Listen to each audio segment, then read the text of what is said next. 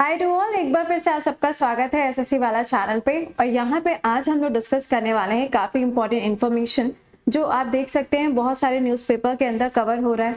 जैसे कि आप सभी को पता है कि भाई क्रिसमस आ रहा है और नया साल भी आ रहा है, तो क्रिसमस और न्यू ईयर पे होती हैं बहुत सारी पार्टीज और इन पार्टीज के चलते सेंट्रल गवर्नमेंट ने रिलीज किए हैं कुछ गाइडलाइंस। तो आइए जरा उनको जान लेते हैं कि वो गाइडलाइंस क्या हैं। साथ ही साथ में यहाँ पर जो कोविड का एक नया वेरिएंट है उसके बारे में भी हम लोग जानेंगे, जिसका केस केरला के अंदर पाया गया और वहां पे एक डेथ भी हुई है, लेकिन अभी कोई ऐसा कंफर्मेशन नहीं है कि वो डेथ कोविड की वजह से हुई है। चलिए सेशन को एक बारी से अपने दोस्तों तक भी पहुंचा दीजिएगा so that rest of the student can also check it out. ठीक है, आप यहाँ पे देख सकते हैं इंडियन एक्सप्रेस का आर्टिकल है, गवर्नमेंट इश्यूज अ कोविड-9 sub variant JN1 alert to the state, यानी कि बहुत सारे स्टेट्स के लिए जो अलर्ट है उसको जारी किया गया। अलर्ट को जारी करने का जो इन्होंने मेन रीजन बताया है वो है क्रिसमस एंड न्यू ईयर। तो इसमें ना इन्होंने बहुत सारी चीजें बताई हैं कि सिम्टम्स क्या होंगे, कैसे आपको पता चलेगा, अगर मान लीजिए कि किसी में इसके सिम्टम्स पाए जाते हैं तो क्या करना है, और कौन से स्टेट के अंदर जो मास्क है उसको कंपलसरी किया है। आइए जरा इन सभी चीजों के बारे में एक बार से डिस्कस कर लेते हैं। ठीक है, देखिए अभी कुछ दिन पहले मैंने आपको करंट अफेयर्स के क्लास में पढ़ाया था एक नए वेरिएंट के बारे में, और वो जो वेरिएंट था वो किसके साथ में जुड़ा हुआ था, कोविड के साथ में। ओके, एक वेरिएंट आया था, once upon a time in history आपको एक वेरिएंट देखने को मिलता है जिसका नाम है पिरोला, और इसके जो केसेस हैं वो यूएस में पाए गए थे, चाइना में पाए गए थे, लेकिन अभी हाल फिलहाल में इसका एक नया वेरिएंट है जो कि पाया गया। इसका जो नया वेरिएंट है उसका नाम है JN1। ये इसका नया वेरिएंट है किसका, पिरोला का। और पिरोला किसका वेरिएंट है, कोविड का। अब इसके जो केसेस हैं वैसे तो आप देखेंगे यूके यूएस सब जगह पे थे, लेकिन अभी फिलहाल इसका एक केस जो है वो कहाँ आया था, केरला के अंदर इसका एक केस पाया गया। और ये जो केस पाया गया था ये 79 ईयर्स ओल्ड एक महिला के अंदर ये केस पाया गया था। ऑलराइट, अब ये जो केस पाया गया इसकी वजह से क्या क्या प्रॉब्लम्स हमें देखने को मिल सकती हैं, या हम क्यों इसको बहुत ज्यादा फोकस कर रहे हैं। तो इसके अंदर बताया गया है कि यहाँ पर ये वाला जो वेरिएंट है यानी कि JN1, ये जो वेरिएंट हमें देखने को मिल रहा है, बताया जा रहा है कि ये ज्यादा इफेक्टिव है। ज्यादा इफेक्टिव से इनका मतलब यहाँ पर ये है कि एक तो था पिरोला, लेकिन अभी जो आया है ये है एडिशनल पिरोला।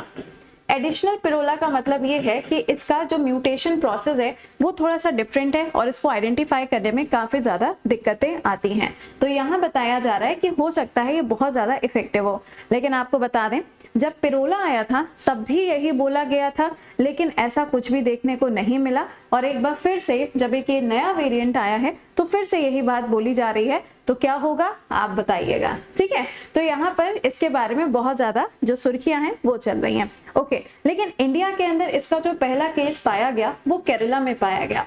तो क्या हम पहले से इन्वेस्टिगेट कर रहे थे कि ऐसा कोई केस मिलेगा, ऐसा बिल्कुल भी नहीं है।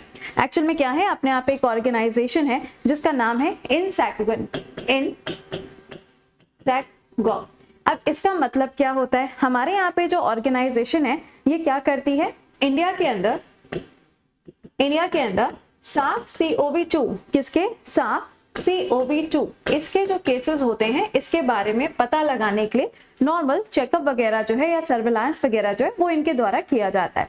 SARS-CoV-2 का मतलब क्या है, सीवियर एक्यूट रेस्पिरेटरी सिंड्रोम।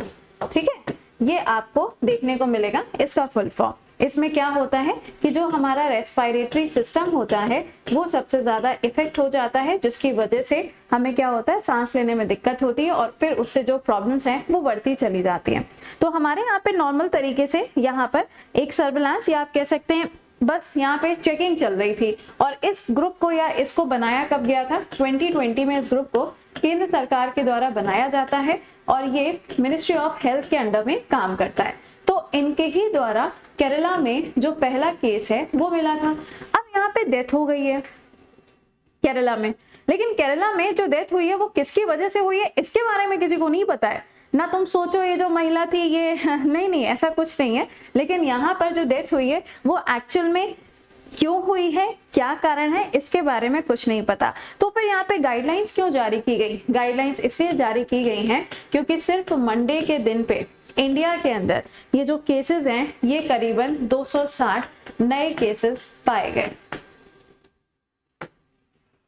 ठीक है, तो इनकी वजह से इंडिया के अंदर जो गाइडलाइंस हैं वो जारी हुई हैं, क्योंकि क्रिसमस आ रहा है, नया साल आ रहा है, तो आपको बता देते हैं कि गाइडलाइंस में क्या क्या बातें हैं जो कही गई हैं। सबसे पहली चीज आपको मालूम है केरला के बिल्कुल पास में लगा हुआ कर्नाटका है, और जब कोविड हुआ था उस टाइम पे भी केस केरला में आया था लेकिन डेथ कर्नाटका में हुई थी। तो यहाँ पे सबसे पहली चीज जो कर्नाटका है उन्होंने तो अपने यहाँ पे जो मास्क है उसको मैंडेटरी कर दिया है जिनकी एज 60 साल से ऊपर है, क्योंकि हर स्टेट को अपने हिसाब से काम करना है। सेंट्रल गवर्नमेंट ने तो बस कह दिया है कि हाँ आपको इसके बारे में देखना है।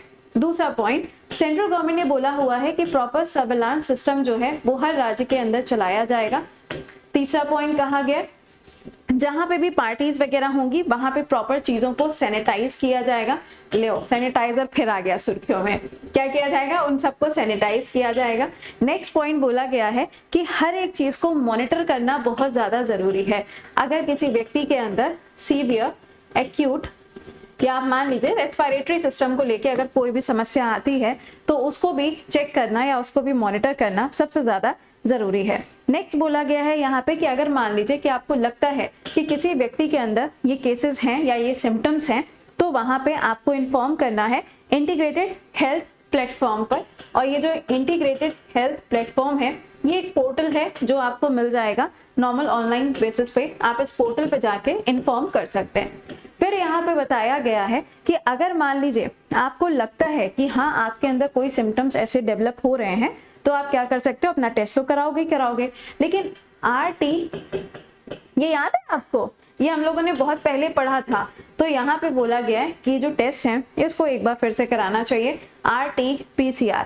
तो यहाँ पे ये सारी के सारी जो गाइडलाइंस हैं इसको जारी किया गया है, और ये सारी गाइडलाइंस इसलिए आई हैं क्योंकि क्रिसमस और नया साल आ रहा है। ओके, लेकिन इसकी एक खास चीज और है, और खास चीज जो है वो आपको पहले बता दें तब इस पे चलेंगे। खास चीज ये है कि ऐसा नहीं है कि तुमने टेस्ट कराया और तुरंत से आप डिटेक्ट कर लोगे, ना ना ना, इसके बारे में पता चलने में समय बहुत ज्यादा लगता है, 20 दिनों का समय लग जाता है, तब जाके इसके बारे में जो इन्फॉर्मेशन है वो कलेक्ट हो पाती है। तो ये गाइडलाइंस जारी हुई हैं, आप लोगों के भी एग्जाम्स आ रहे हैं, थोड़ा सा अपना ख्याल रखिए, अपने आप को सैनिटाइज रखिए, मास्क का इस्तेमाल करिए, क्योंकि भाई देखो अगर तबीयत खराब हुई तो उतना जो टाइम पीरियड है ना वो आपका वेस्ट हो जाएगा, और एग्जाम सर पर आ चुके हैं। ठीक है, इंजॉयमेंट अपनी जगह पे होता है, दोस्त यार सारी चीजें अपनी जगह पे है, लेकिन पढ़ाई से ज्यादा बढ़कर जिंदगी में कुछ और नहीं है। एक बार सिलेक्शन हो गया ना सारी चीजें आपके पीछे भागेंगी, लेकिन अगर सिलेक्शन नहीं हुआ ना तो आगे आप भी जानते हैं। ठीक है, चलिए, तो ये मैंने आपको गाइडलाइंस बता दी। इसके अलावा आप में से जो भी बच्चे ऐसे हैं जिन्होंने अभी तक SSC महापैक को ज्वाइन नहीं किया है, 2 साल का सब्सक्रिप्शन है और कल इसकी आखिरी तारीख है। जो 99 रुपीज में आपको ये अभी मिल रहा है तो कल ये एंड अप हो जाएगा। इसके अलावा आप ये ध्यान रखिएगा कि अगर आप GD की तैयारी कर रहे हैं तो महापैक आपको 899 में मिलेगा, आप इसको भी ज्वाइन कर सकते हैं। ये सारे एजुकेटर्स आपको इसमें मिलेंगे with the weekly MCQs and everything. ठीक है, चलिए तो आइए जरा मुलाकात करते हैं आपसे कल सुबह 7 बजे। टिल देन खुश रहिए, मुस्कुराते रहिए एंड सुरक्षित रहिए, सेफ रहिए। Bye bye and take care to all.